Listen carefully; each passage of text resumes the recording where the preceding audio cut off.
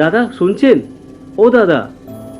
লোকটা অদ্ভুত ভঙ্গিতে আমার দিকে ঘুরে দাঁড়ালো, একদম স্লো মোশনে লোকটা ঘুরে দাঁড়ালো আমার দিকে। লোকটার গলাটা যেন চাপা গলা, যেন গলাটাকে কেউ চেপে ধরেছে, স্বরটা বার হচ্ছে। আমাকে বলছেন? এই ধরনের গলাটা, মানে গলাটা যদি কেউ চেপে ধরে আর স্বরটা যদি বার হয়, সেই ধরনের গলার স্বর ওনার মধ্যে দিয়ে বার হচ্ছে। সামনের দিকে তাকিয়ে আছে, একদম কালো, মুখটা কালো।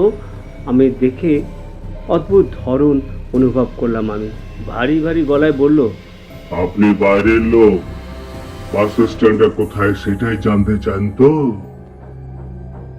আমি অবাক হয়ে গেলাম। লোকটার গলাটা অদ্ভুত ধরনের। সত্যি তো, আমি তো এই প্রশ্নটাই করতে চাইছিলাম ভদ্রলোককে। উনি জানলেন কি করে আমি এই প্রশ্নটাই করব? আমার মনের মধ্যে একটা শিহরণ জেগে উঠছে, মনের মধ্যে একটু ভয় ভয় আসছে। তবু সাহস সঞ্চয় করে আমি তার সঙ্গে কথা বলতে শুরু করলাম। আমাকে লোকটা বলল, এখান থেকে 4 কিলোমিটার দূরে উত্তর দিকে গেলে একটা তিল মাথা মোড় পাবে। গলার স্বরটা বার হচ্ছে না, এমনভাবে কথা বলছে।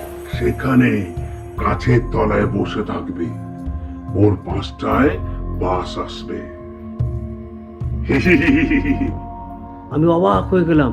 ওই লোকটা কথা বলার সময় হাসিটা কেন আসছে? আমি মনে মনে ভাবলাম, হতেই পারে, মানুষ হাসতেই পারে, আমাকে ব্যঙ্গ করছে হয়তো তাই হাসছে, এরকম ভাবছি।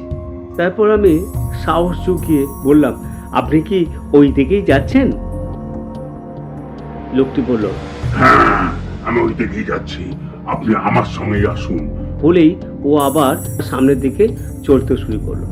এতটা জোরে চলছে যে ওর সঙ্গে আমি তাল দিতে পারছি না, ওই জন্য হাওয়ার মতো উড়ে যাওয়ার মতো করে যাচ্ছে। আমি বললাম, দাদা